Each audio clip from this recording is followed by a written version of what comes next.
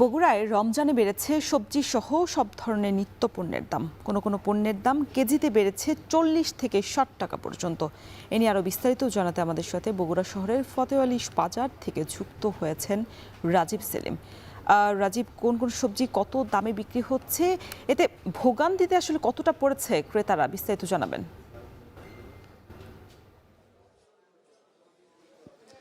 রওশন, সাধারণ মানুষ খুবই ভোগান্তিতে রয়েছেন। বিশেষ করে নিম্ন আয়ের যে মানুষ রয়েছেন তারা খুবই একেবারে বেকায়দায় পড়েছেন। এর কারণ হচ্ছে বেসন ছোলা থেকে শুরু করে কাঁচা বাজার সব কিছুতেই রোজার শুরু থেকেই দাম বৃদ্ধি পেয়েছে। তবে বগুড়ার একটি খ্যাতি রয়েছে, সবজি ভাণ্ডারের খ্যাতি। সেই খ্যাতি থাকলেও কিন্তু যে সবজিগুলোর দাম বৃদ্ধি পেয়েছে সেগুলো থেকে বগুড়ার মানুষও রেহাই পায়নি। বগুড়ায় সব ধরনের সবজি চাষ হয়ে থাকে, কিন্তু সব ধরনের সবজিরই দাম রোজার মধ্যে বেড়েছে, রোজার শুরু থেকেই বেড়েছে। তবে বেশি বেড়েছে বেগুনের দাম, যেটি 40 থেকে 50 টাকা বিক্রি হয়েছে রোজার আগে, সেটি দ্বিগুণ দামে বিক্রি হচ্ছে রোজার শুরু থেকে। 80 থেকে 100 টাকায় বিক্রি হচ্ছে। মরিচের দামও বেড়েছে। মরিচের দাম ছিল 80 টাকা, যেটি 40 টাকা কেজি প্রতি বেড়ে আজকের বাজারে অর্থাৎ রোজার শুরু থেকেই বিক্রি হচ্ছে 120 থেকে 140 টাকা। রোজায় যে পণ্যগুলো ব্যবহার হয়ে থাকে, ইফতারিতে বিশেষ করে যে পণ্যগুলো ব্যবহার হয়ে থাকে সেগুলোরও দাম বেড়েছে।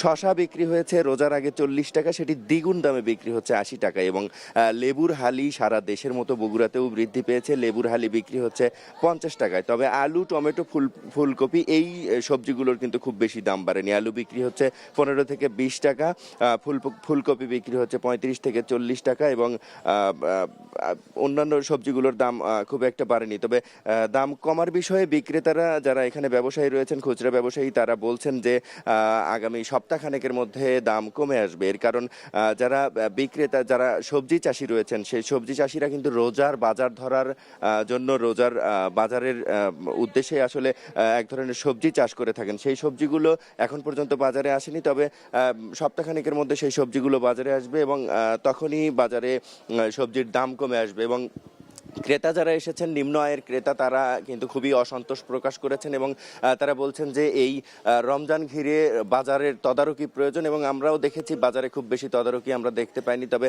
সাধারণ মানুষের একটি ধারণা যে সিন্ডিকেটের কারণেই আসলে এই সবজিগুলোর দাম বৃদ্ধি পেয়ে থাকে। রোজায় যে পণ্যগুলো ব্যবহার হয়ে থাকে ঠিক সেই পণ্যগুলোরই দাম বৃদ্ধি হয়, এটি পরিকল্পিতভাবে বৃদ্ধি করা হয়, এমন কথা জানাচ্ছিলেন আমাদেরকে সাধারণ ক্রেতারা। এই ছিল আমার কাছে বগুড়া থেকে কাঁচা বাজারের সবশেষ খবর। রওশন। বগুড়ায় রমজান ঘিরে সব ধরনের সবজির দাম ঊর্ধ্বমুখী, এতে বেশ বিপাকেই পড়েছেন ভোক্তারা। সে বিষয়ে বিস্তারিত জানাচ্ছিলেন সহকর্মী রাজীব সেলিম। এদিকে রোজার শুরু থেকেই নোয়াখালীর বাজারে চড়া দামে বিক্রি হচ্ছে বিদেশি ফল। পাইকারি দামের সঙ্গে খুচরা বাজারের ব্যবধান কেজিতে 100 থেকে 200 টাকা পর্যন্ত। মাইজদি পৌর বাজার থেকে আরও জানাতে যুক্ত হয়েছেন নাসিম শুভ। শুভ, এই যে ফলের দাম বৃদ্ধি ঠেকাতে ভোক্তা অধিকারের কোনো ব্যবস্থা আপনার চোখে পড়েছে কিনা?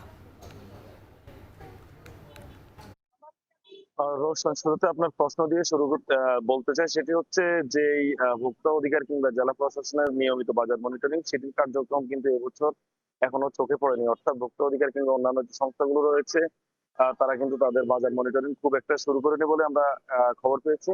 তো আসলে রমজানে ইফতারি সামগ্রীতে অন্যান্য জিনিসের সাথে যে জিনিসটির চাহিদা বেশি সেটি হচ্ছে ফল। আর এই ফলের চাহিদাকে কেন্দ্র করেই ফলের যারা ব্যবসায়ী রয়েছেন তারা দেশি এবং বিদেশি নানা জাতের ফল তাদের বিক্রির জন্য তারা বাজারে সরবরাহ করছেন। এবং এবছর রমজানের শুরু থেকেই যে বিদেশি ফলগুলো রয়েছে সেগুলোর দাম কিছুটা ঊর্ধ্বমুখী। তবে খুচরা বিক্রেতারা বলছেন এটার জন্য আসলে তারা যারা পাইকারি ভাবে ফল বিক্রি করছেন তাদেরকে বলছেন। আমি এই মুহূর্তে আছি নোয়াখালীর পৌর বাজার এলাকা, এবং এখানে সকাল থেকে ঘুরে দেখেছি। এখানে আসলে যে আপেল গুলো বিক্রি হচ্ছে সেগুলো কেজি প্রতি 260 থেকে 280, এবং যেগুলো উন্নত মানের সেগুলো 300 টাকায় বিক্রি হচ্ছে।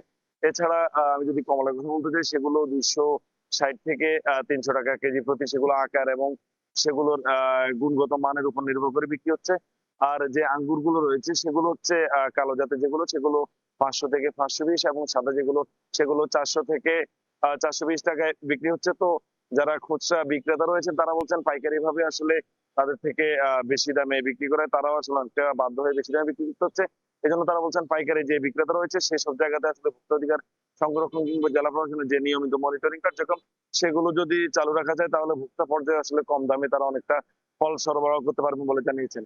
তো রোশন, এই ছিল আসলে নোয়াখালী থেকে ফলের বাজার নিয়ে আমার কাছে এখন অব্দি সব শেষ। নোয়াখালীতে ফলের বাজার পরিস্থিতি জানাতে যুক্ত ছিলেন নাসিম শুভ।